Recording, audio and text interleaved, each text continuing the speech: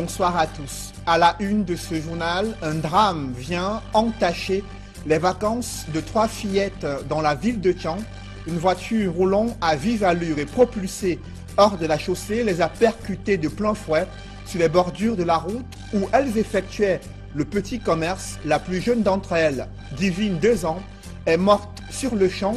Cette scène choquante remet au goût du jour les dangers auxquels sont exposés les enfants engagés dans les activités de petits commerces dans les rues des principales villes du Cameroun. C'est le dossier à suivre en ouverture de ce journal. Le Manidem est-il au bord de l'implosion? Le torchon brûle au sein de cette formation politique à tel point que l'autorité du président national est contestée. Il est poussé vers la sortie. Le concerné s'accroche contre vents et marées et dénonce une escroquerie politique et une tentative de vendre l'âme du Manidem au régime en place. Enquête à suivre au cœur des méandres du Manidem, c'est à suivre dans ce journal. Et l'horizon se brouille au sujet de la présidentielle tant attendue au Congo-Kinshasa. À la surprise générale, la commission électorale annonce l'organisation des élections des gouverneurs de 11 provinces au mois d'août prochain. L'opposition congolaise crie au scandale. On en parle dans ce journal.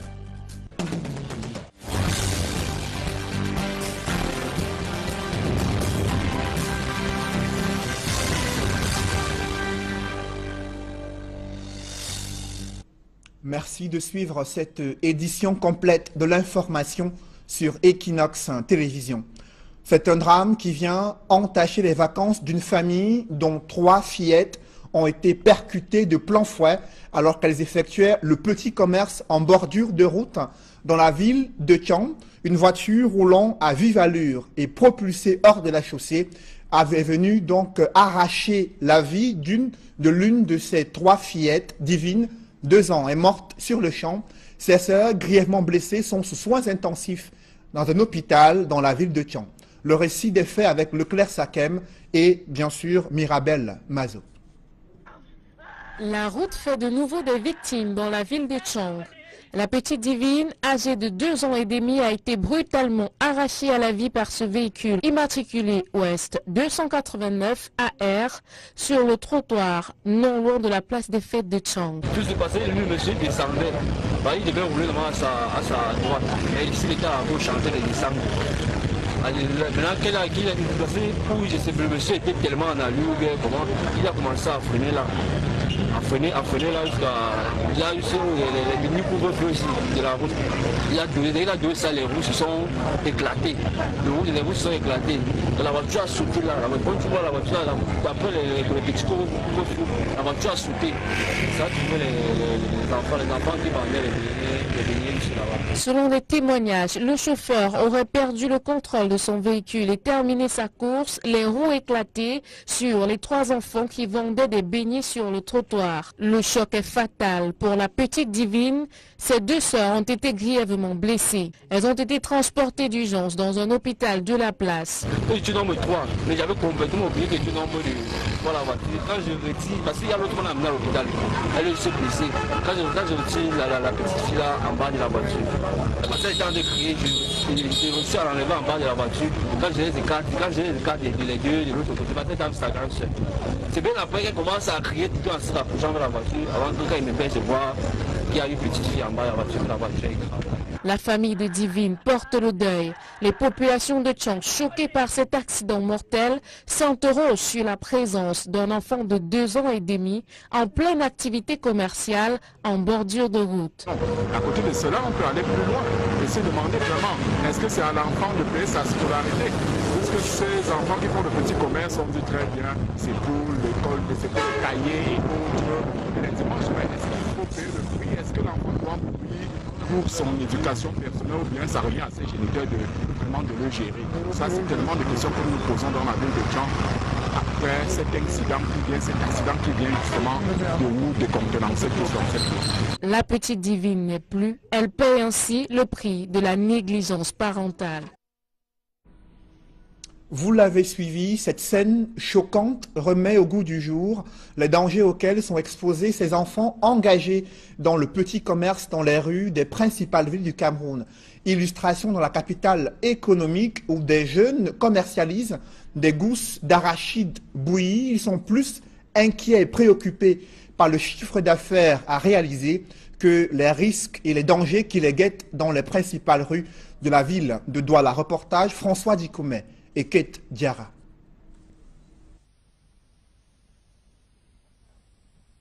Les arachides sont très prisés de nombreux consommateurs camerounais. Dans la ville de Douala, ils sont de milliers à s'en procurer à tous les coins de rue pour le plaisir des papilles. Au marché de la gare, situé non loin de la prison centrale de Newbel, et présenté comme le véritable fief de cette denrée, de nombreux commerçants, jeunes et vieux, en ont fait leur affaire. On marche le sac d'arachide pour 45 000. Quand je vends un sac d'arachide, le bénéfice de 20 000, 25 000. Parlant de la denrée, on apprend qu'il y en a de plusieurs sortes. Il y a les arachides du village, le mchicha. Par mchicha, entendez cet arachide à la gousse grosse et blanche, cultivée ailleurs que dans les villages de l'Ouest Cameroun. Beaucoup moins gouleuse et donc forcément moins chère. Le sort de village, on peut vendre ici peut-être à 1000 francs. Tandis qu'on vend le mouchicha à 500. C'est pour ça que c'est si cher. Quand je mets la boîte à 200, 300 ici, là, le client crie. Et pourtant, avant, on vendait ici à 400, 500 la boîte. Donc, ça ne passe même pas. Et quand je prends par exemple à 45 000, il y a des fois tu te retrouves avec 35 000. Parce que je suis obligé de vendre le soir à 700 au lieu de 1000 francs, 1300. Comme pour illustrer les plantes de la commerçante, cette cliente, Emmanuelle, venue se procurer quelques graines de la précieuse denrée, s'en ira les mains vides. Les arachides sont tellement chers. Moi, je ne m'attendais pas à ce prix-là parce que la boîte, moi, je vois que la boîte de 100 francs, là, ça ne me correspond pas, ça ne me convient pas. Au détour de la rue réservée aux vendeurs de gros, nous tombons sur Houssen, un revendeur, et sa réalité à lui est tout autre. Par jour, il peut avoir 15 000, 10 000. Quand ça dépend de la journée. Houssen fait partie de ces jeunes qui n'ont pas peur de se salir les mains. Il consent d'ailleurs à nous donner des détails sur sa petite affaire. Quand j'ai fini de laver, je ne peux pas et je boue, je sors avec ça. Ça contient 3 seaux, 4 seaux. Quand le sac finit, j'achète encore une autre. Comme Houssen, ils sont de nombreux jeunes qui déambulent dans la ville et à travers le pays à longueur de journée afin d'écouler le plus de marchandises possible. D'aucuns le font pour soutenir les parents à la rentrée scolaire et d'autres par véritable vocation. Un état de choses qui n'est pas pour déplaire à l'économie nationale qui s'en voit boostée. D'ailleurs, l'arachide est présenté par des nutritionnistes comme une source de protéines, de zinc et d'antioxydants. Elle permettrait, selon une étude réalisée au Canada, à diminuer les risques de certains cancers. Ne vous en privez donc plus. Douala 5e est le théâtre de la recrudescence des cambriolages à main armée.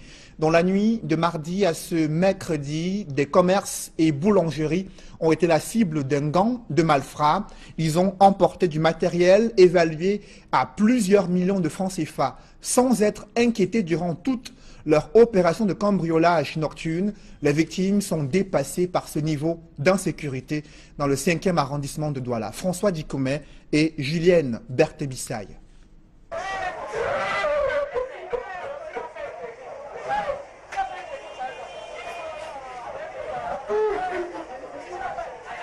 Cet homme qui pleure n'a pas perdu un de ses proches, mais d'importants biens emportés cette nuit par des malfrats.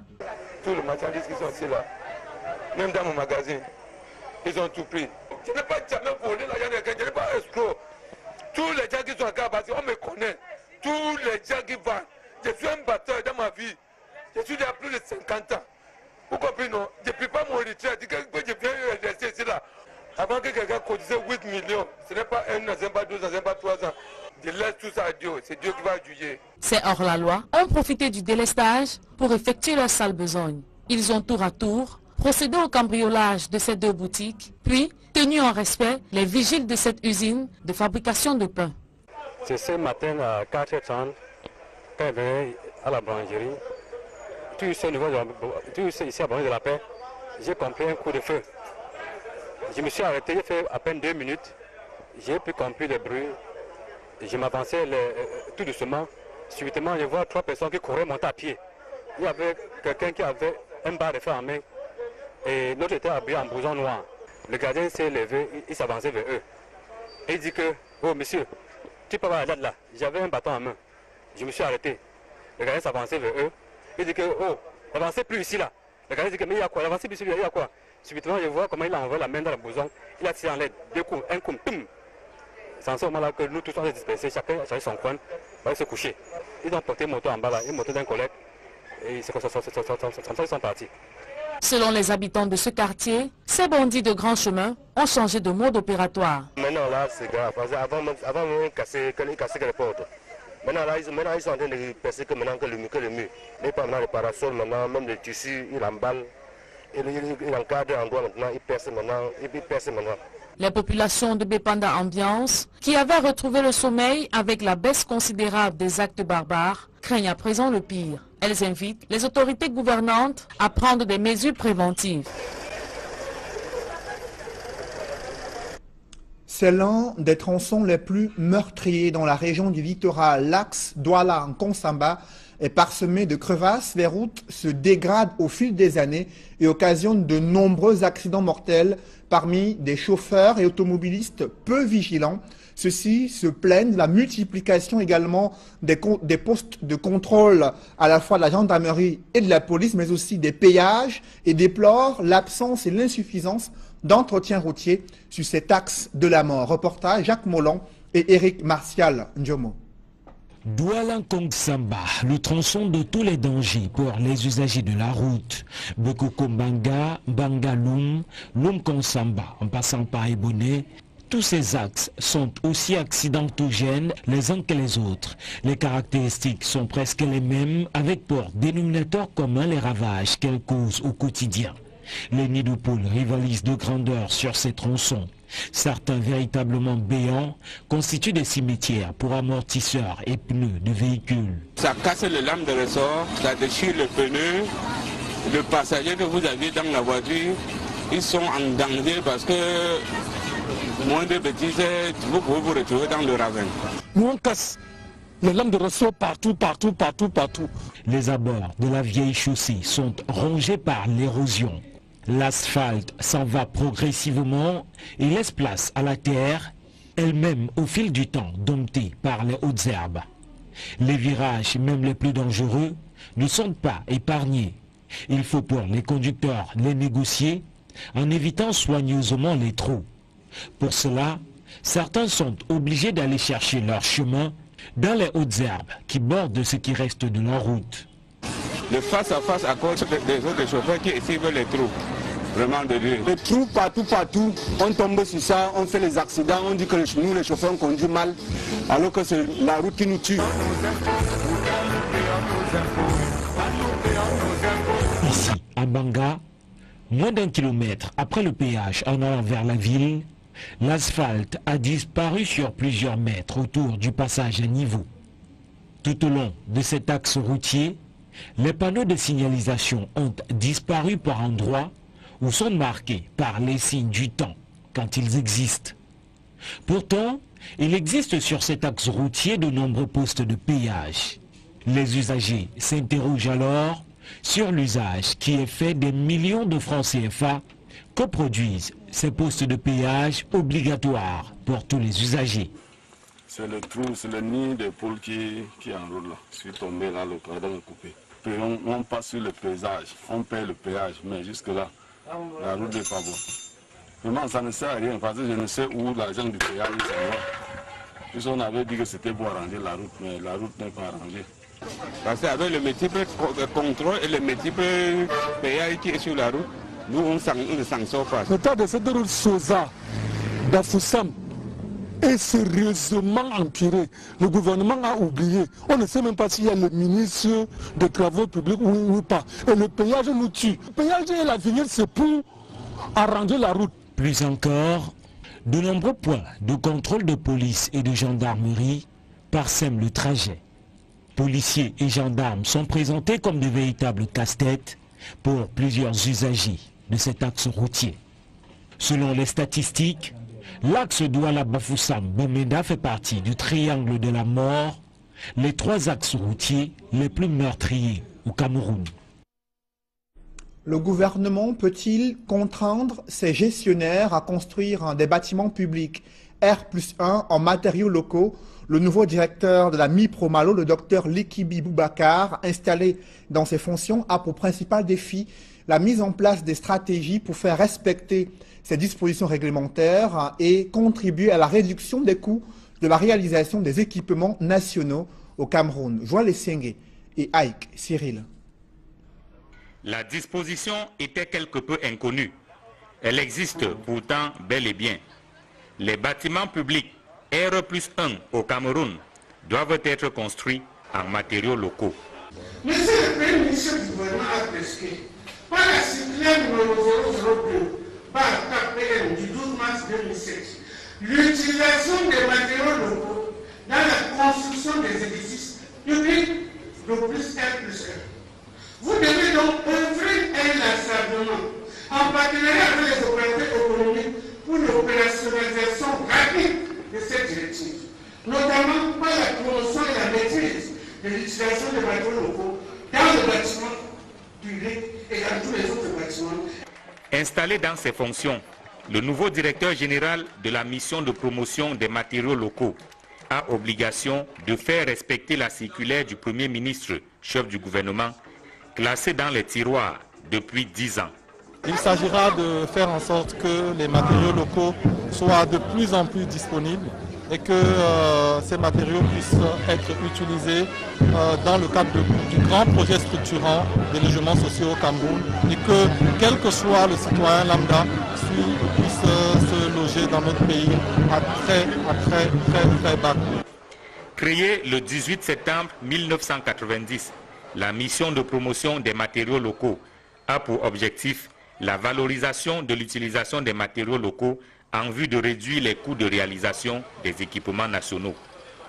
De l'avis du ministre de la Recherche scientifique et de l'Innovation, qui présidait la cérémonie d'installation, Dr Likibi Boubacar, qui prend les rênes de la MIPROMALO, a le bagage nécessaire pour réussir cette mission. Chercheur bourré de talent, il était jusqu'à sa nomination le 20 juillet dernier inspecteur des services au ministère de la Recherche scientifique et de l'Innovation. Je vous le disais en titre, le torchon brûle au sein du bureau politique du MANIDEM. L'idéologie, les orientations idéologiques et la gestion de ce parti enflamment les divisions à tel point que l'autorité du président national est désormais contestée et Dieudonné Yebga poussé vers la sortie. Le concerné s'accroche contre vents et marées. Il dénonce une escroquerie politique visant à vendre l'âme du MANIDEM au régime en place. Farel Bounia et Étienne Pascal Azégué ont mené l'enquête au cœur des méandres du MANIDEM. La conférence de presse organisée au siège du mouvement africain pour la nouvelle indépendance et la démocratie à Douala par certains responsables en charge de la communication du dit parti politique semble n'avoir pas reçu l'onction du bureau politique que préside Dieudonné Yebga. L'absence de ces derniers à cette rencontre avec les hommes et femmes des médias vient confirmer cette thèse. Le président du MANIDEM s'est dit d'ailleurs surpris de cette information. Là, c'est vous qui me donnez l'information. Je n'étais pas au courant que le MANIDEM que je préside aurait organisé une conférence de presse. Nous avons arrêté de connaître encore au dernier bureau politique que le prochain CNC se tiendra en Bankomo le 29 juillet 2017 et qu'au sortir de là, le mardi qui suit, on convoquera une conférence de presse. Alors, une conférence de presse qui vient le 26 juillet, quelques jours avant le CNC, c'est inopportun. Il est par ailleurs surpris de la qualité de membres que se prévalent les organisateurs de cette conférence de presse. Le camarade Wandji Djenedor a été proposé par le bureau politique comme secrétaire national à la communication et porte-parole officielle du parti. Et cette proposition sera entérinée à la réunion de la direction nationale qui a été convoquée par le secrétaire général le 29 juillet 2017, c'est-à-dire le week-end prochain, en Bankomo. Ces arguments avancés par Dieudonné Yebga, président du MANIDEM, ne racontent pas du tout l'assentiment de ceux qui se présentent aujourd'hui comme en charge de la communication de cette formation politique. Il est vrai que nous avons été habitués que les partis politiques sont la propriété d'un individu c'est-à-dire le président. Ce n'est pas comme ça que nous fonctionnons au Manidem. Vous savez que le Manidem est le seul parti politique qui, en 20 ans d'existence, a déjà eu 4 présidents. Donc pour nous, il est tout à fait normal que les idées du parti soient diffusées par quelqu'un d'autre, en l'occurrence aujourd'hui par la cellule de communication du Manidem. Bien avant la tenue de cette conférence de presse, plusieurs communiqués annonçant et décommandant en même temps la tenue de cette conférence de presse à Douala ont circulé dans les réseaux sociaux. Du côté du responsable en charge de la communication du Manidem, cela n'est qu'un épiphénomène. Ce genre de communiqués, nous avons eu l'habitude de les avoir, c'est-à-dire chaque fois que au Manidem, on essaie de travailler et de se prononcer sur les questions d'actualité et pour des sujets qui regardent la situation nationale, nous avons toujours eu des gens qui attaquent, et quelquefois c'est des attaques très basses. Notons néanmoins que ceux qui ont fait la sortie médiatique à Douala ont voulu entretenir l'opinion et les hommes des médias sur le retour du Cameroun au FMI en ce qui concerne le plan d'ajustement structurel, l'organisation de la Coupe d'Afrique des Nations en 2019 et la tenue des élections au Cameroun en 2018. Après l'orientation du baccalauréat, après l'obtention du baccalauréat, l'orientation académique est un véritable casse-tête pour des jeunes bacheliers. Certains effectuent des choix de filière en parfaite contradiction avec les prérequis scolaires. D'aucuns sont dirigés par leur encouragés, notamment par leurs parents, alors que les universités d'État n'ont pas encore démarré les sessions d'orientation académique, ce qui constitue un sérieux problème pour ces jeunes bacheliers. C'est le constat que font François Dikoumet et Donald Anouzoua dans ce reportage. Réussir le baccalauréat reste avant tout une source de fierté, mais cette satisfaction vient aussi avec son lot de soucis mis en avant par la multitude de possibilités d'études universitaires et les nombreuses débouchés qui désorientent parfois les diplômés. À défaut de s'offrir les services d'un conseiller d'orientation, certains nouveaux bacheliers, sans risque de se tromper, choisissent eux-mêmes leur filière. C'est le cas de la jeune Iris Ariane, récemment reçue au baccalauréat A4 et qui, contre toute attente, compte faire des études universitaires en comptabilité. Ce qui me motive à le faire, c'est parce que là déjà, j'ai déjà aussi une idée par rapport à l'emploi. Parce que je sais déjà, j'ai déjà une certaine idée d'où je peux aller travailler. Et donc, pour moi, ça sera plus facile de trouver un emploi dans ce domaine-là. Pour cela que j'ai décidé de me battre pour pouvoir réussir en comptabilité. Quand on sait qu'après le baccalauréat A4, les 2/3 des titulaires de ce bac optent pour les études en lettres, droit, langue et sciences sociales, l'on est en droit d'interroger le choix de Iris Ariane. Mais la titulaire du baccalauréat A4, qui compte faire comptabilité, a pris les précautions en s'offrant une formation en informatique avant la rentrée académique. Comme je veux faire comptabilité, j'ai payé pour faire une formation en informatique, pour déjà essayer de m'adapter à l'ordinateur, pour connaître certaines choses, donc certains éléments de base en informatique. Il ne reste qu'à suivre le parcours de ce baccalauréat A4 et en connaître son devenir dans l'univers de la comptabilité où le baccalauréat G2 règne en grand maître. Des artistes musiciens pro-CMC SOCAM refusent de chanter avec la partition du ministre de la Culture. Ils ont marché à Yaoundé en direction du ministère des Services du Premier ministre pour faire entendre leur voix opposée à la mise en place d'une nouvelle société de gestion collective du droit d'auteur. Ces manifestants estiment que la fusion CMC-SOCAM est la meilleure alternative, un son de cloche discordant au sein de la famille des artistes musiciens au Cameroun. Reportage Joël Essengue et Ike Cyril. Des artistes dans la rue à Yaoundé. Acquis à la cause de la Cameroun Music Corporation, ils marchent pour dénoncer le ministre des Arts et de la Culture qu'ils accusent de vouloir créer une nouvelle société de gestion collective des droits d'auteur de l'art musical. On se rend compte que le ministre des Arts, qui est un ministre qui est là depuis 2015, il a pourtant reçu une feuille de route qui lui demande d'aller vers une fusion-absorption de la CMC, que la CMC absorbe la SOCAM, ce qui est juridiquement reconnu. Mais nous nous rendons compte qu'une fois de plus, le ministre actuel veut nous créer une société comme le ministre précédent. Amatoutou, nous en a créé deux, qui n'ont ni amené la paix, ni permis aux artistes de vivre de leur art. Nous sommes une société civile. Ce n'est pas une société du ministère de la Culture qui ne légifère pas, qui ne décrète rien pour la société des artistes. C'est terminé. Il y a quelques jours, la Cameroon Music Corporation et la Société camerounaise de l'art musical ont conclu un projet de fusion CMC-SOCAM.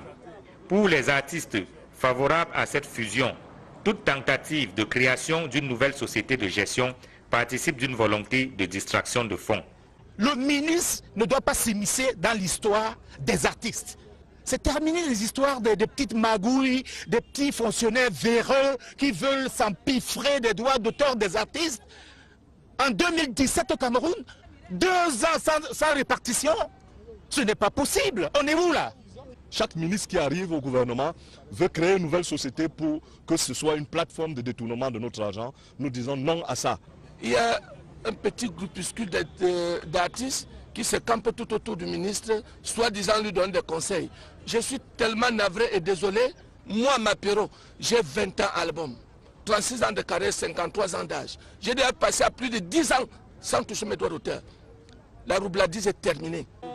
Au terme de la marche, les artistes acquis à la cause de la CMC ont signé un mémorandum qu'ils sont allés présenter dans les services du Premier ministre, chef du gouvernement.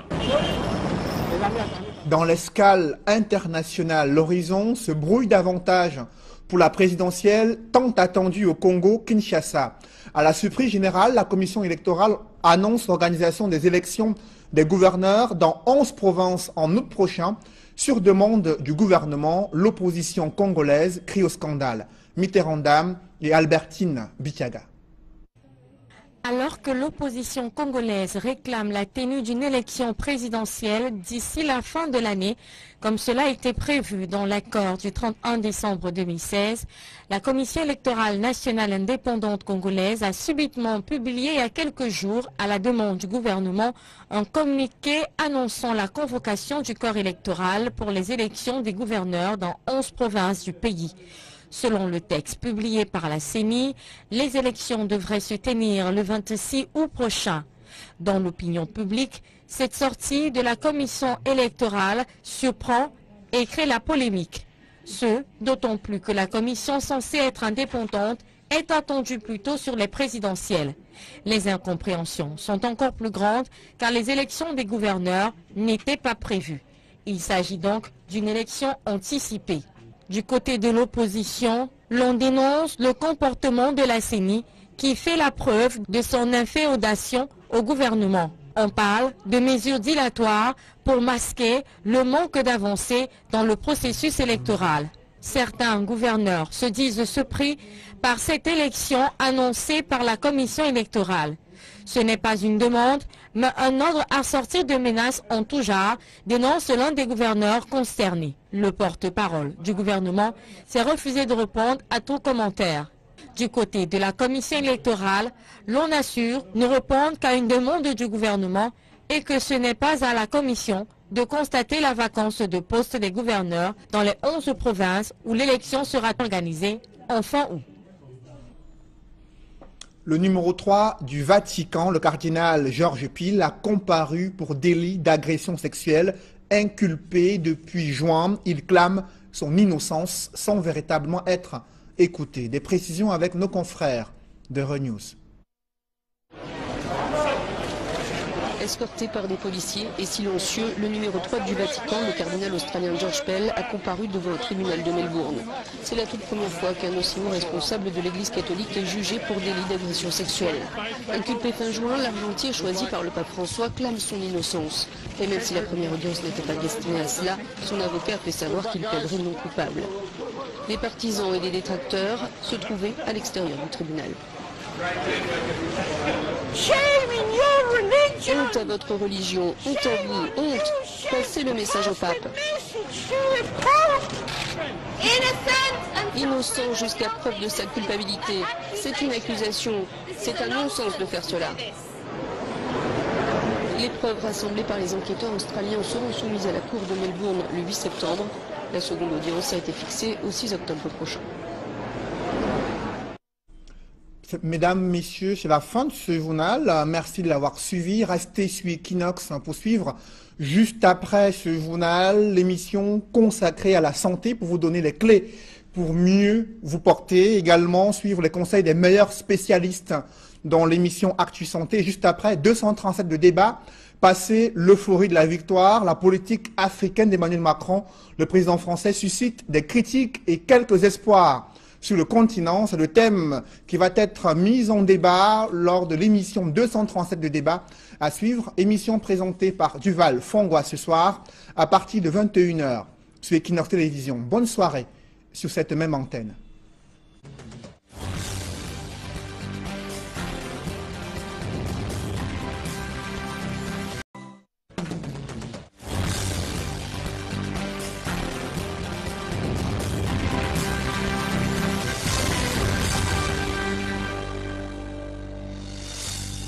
Bonsoir à tous. À la une de ce journal, un drame vient entacher les vacances de 3 fillettes dans la ville de Tian. Une voiture roulant à vive allure et propulsée hors de la chaussée les a percutées de plein fouet sur les bordures de la route où elles effectuaient le petit commerce. La plus jeune d'entre elles, Divine, 2 ans, est morte sur le champ. Cette scène choquante remet au goût du jour les dangers auxquels sont exposés les enfants engagés dans les activités de petits commerces dans les rues des principales villes du Cameroun. C'est le dossier à suivre en ouverture de ce journal. Le Manidem est-il au bord de l'implosion? Le torchon brûle au sein de cette formation politique à tel point que l'autorité du président national est contestée. Il est poussé vers la sortie. Le concerné s'accroche contre vents et marées et dénonce une escroquerie politique et une tentative de vendre l'âme du Manidem au régime en place. Enquête à suivre au cœur des méandres du Manidem, c'est à suivre dans ce journal. Et l'horizon se brouille au sujet de la présidentielle tant attendue au Congo-Kinshasa. À la surprise générale, la commission électorale annonce l'organisation des élections des gouverneurs de 11 provinces au mois d'août prochain. L'opposition congolaise crie au scandale. On en parle dans ce journal.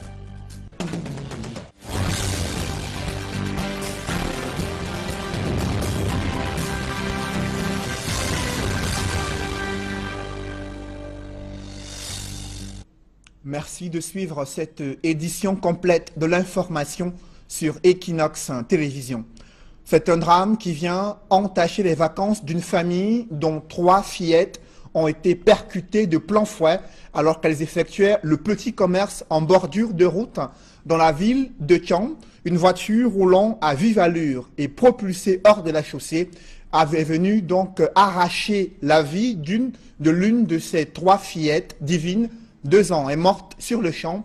Ses sœurs, grièvement blessées, sont sous soins intensifs dans un hôpital dans la ville de Tian. Le récit des faits avec Leclerc Sakem et, bien sûr, Mirabel Mazo.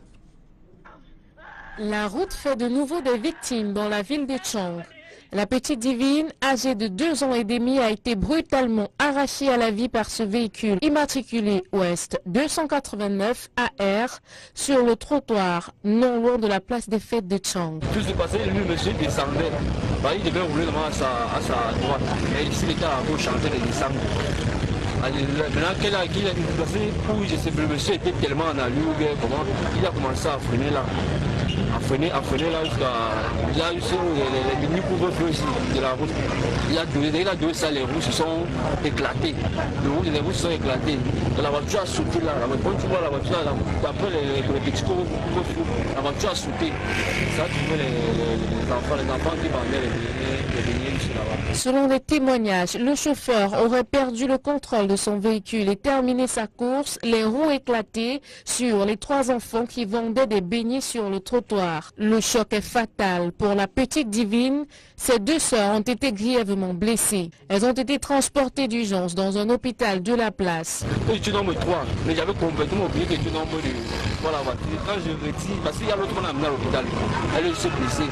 Quand je retire la petite fille là en bas de la voiture, parce qu'elle était en train de crier, je reçu à l'enlevant. Par KPM du 12 mars 2007, l'utilisation des matériaux locaux dans la construction des édifices publics de plus R+1. Vous devez donc œuvrer inlassablement en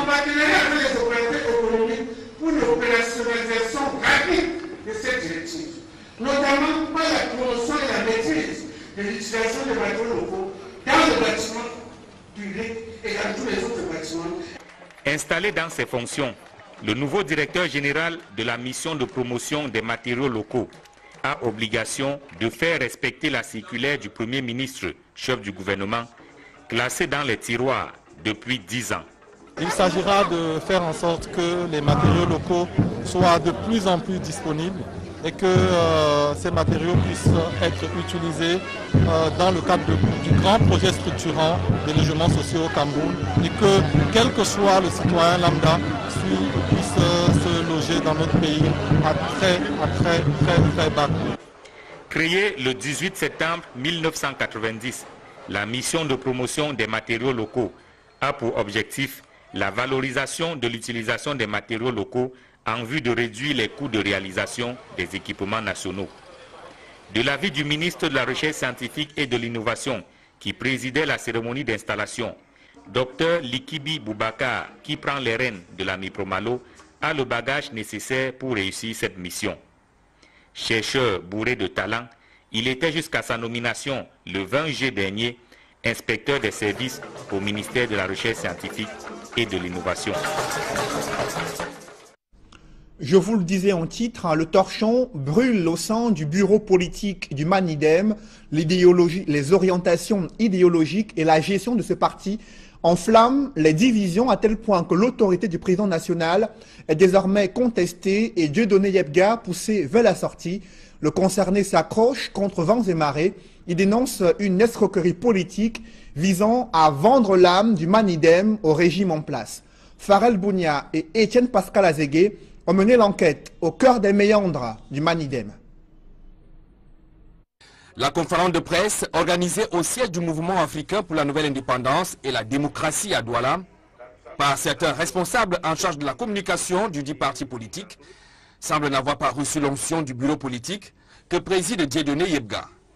L'absence de ces derniers à cette rencontre avec les hommes et femmes des médias vient confirmer cette thèse.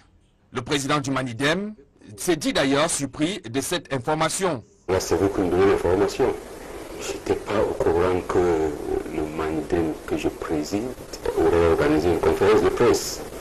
Nous avons arrêté de commettre encore au dernier bureau politique que le prochain CNC se tiendra en Bankomo le 29 juillet 2017 et qu'au sortir de là, le mardi qui suit, on convoquera une conférence de presse. Alors, une conférence de presse qui vient le 26 juillet, quelques jours avant le CNC, c'est inopportun. Il est par ailleurs surpris de la qualité de membres que se prévalent les organisateurs de cette conférence de presse. Le camarade Wandji Djenedor a été proposé par le bureau politique comme secrétaire national à la communication et porte-parole officiel du parti. Et cette proposition sera entérinée à la réunion de la direction nationale qui a été convoquée par le secrétaire général le 29 juillet 2017, c'est-à-dire le week-end prochain. Quand j'ai la voiture, quand j'ai les cartes de deux de l'autre côté, cette dame s'agrandit. C'est bien après qu'elle commence à crier tout en se rapprochant de la voiture, avant que quand il me pèse de voir qu'il y a une petite fille en bas de la voiture est grave. La famille de Divine porte le deuil. Les populations de Tchang, choquées par cet accident mortel, s'interrogent sur la présence d'un enfant de 2 ans et demi en pleine activité commerciale en bordure de route. À côté de cela, on peut aller plus loin et se demander vraiment, est-ce que c'est à l'enfant de payer sa scolarité? Puisque ces enfants qui font le petit commerce, on dit très bien, c'est pour l'école, c'est pour le cahier et autres. Et les dimanches, est-ce qu'il faut payer le prix? Est-ce que l'enfant doit payer pour son éducation personnelle ou bien ça revient à ses géniteurs vraiment de le gérer? Ça, c'est tellement de questions que nous nous posons dans la ville de Tchang après cet accident qui vient justement de nous décontenancer tous dans cette ville. La petite Divine n'est plus. Elle paie ainsi le prix de la négligence parentale. Vous l'avez suivi, cette scène choquante remet au goût du jour les dangers auxquels sont exposés ces enfants engagés dans le petit commerce dans les rues des principales villes du Cameroun. Illustration dans la capitale économique où des jeunes commercialisent des gousses d'arachides bouillies. Ils sont plus inquiets et préoccupés par le chiffre d'affaires à réaliser que les risques et les dangers qui les guettent dans les principales rues de la ville de Douala. Reportage François Dikoumé et Kate Diarra.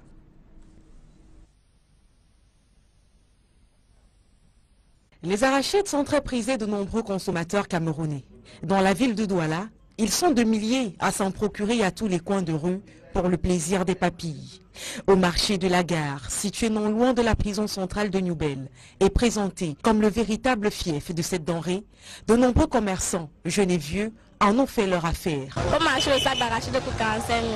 Quand je vends un sac d'arachide, j'ai le bénéfice de 20 000, 25 000. Parlant de la denrée, on apprend qu'il y en a de plusieurs sortes. Il y a les arachides du village, le mouchicha. Par méchicha, entendez cet arachide à la gousse grosse et blanche, cultivé ailleurs que dans les villages de l'Ouest Cameroun. Beaucoup moins gouleuse et donc forcément moins chère. Le sol de village, on peut vendre ici peut-être à 1000 francs. Tandis qu'on vend le mouchicha à 500. C'est pour ça que c'est si cher. Quand je mets la boîte à 200, 300 ici, là, le client crie. Et pourtant, avant, on vendait ici à 400, 500 la boîte. Donc, ça ne passe même pas. Et quand je prends par exemple à 45 000, il y a des fois tu te retrouves avec 35 000. Parce que je suis obligé de vendre le soir à 700 au lieu de 1000 francs, 1300. Comme pour illustrer les plantes de la commerçante, cette cliente, Emmanuelle, venue se procurer quelques graines de la précieuse denrée, s'en ira les mains vides. Les arachides sont tellement chers. Moi, je ne m'attendais pas à ce prix-là parce que la boîte, moi, je vois que la boîte de 100 francs, là, ça ne me correspond pas, ça ne me convient pas. Au détour de la rue réservée aux vendeurs de gros, nous tombons sur Houssen, un revendeur, et sa réalité à lui est tout autre. Par jour, il peut avoir 15 000, 10 000. Ça dépend de la journée. Houssen fait partie de ces jeunes qui n'ont pas peur de se salir les mains. Il consent d'ailleurs à nous donner des détails sur sa petite affaire. Quand j'ai fini de laver, je prépare et je boule, je sors avec ça. Ça contient 3 seaux, 4 seaux. Quand le sac finit, j'achète encore une autre. Comme Houssen, ils sont de nombreux jeunes qui déambulent dans la ville et à travers le pays à longueur de journée afin d'écouler le plus de marchandises possible. D'aucuns le font pour soutenir les parents à la rentrée scolaire et d'autres par véritable vocation. Un état de choses qui n'est pas pour déplaire à l'économie nationale qui s'en voit boostée. D'ailleurs, l'arachide est présenté par des nutritionnistes comme une source de protéines, de zinc et d'antioxydants. Elle permettrait, selon une étude réalisée au Canada, à diminuer les risques de certains cancers. Ne vous en privez donc plus. Douala 5e est le théâtre de la recrudescence des cambriolages à main armée. Dans la nuit de mardi à ce mercredi, des commerces et boulangeries ont été la cible d'un gang de malfrats. Ils ont emporté du matériel évalué à plusieurs millions de francs CFA, sans être inquiétés durant toute leur opération de cambriolage nocturne. Les victimes sont dépassées par ce niveau d'insécurité dans le 5e arrondissement de Douala. François Dikomet et Julienne Berthébissaille.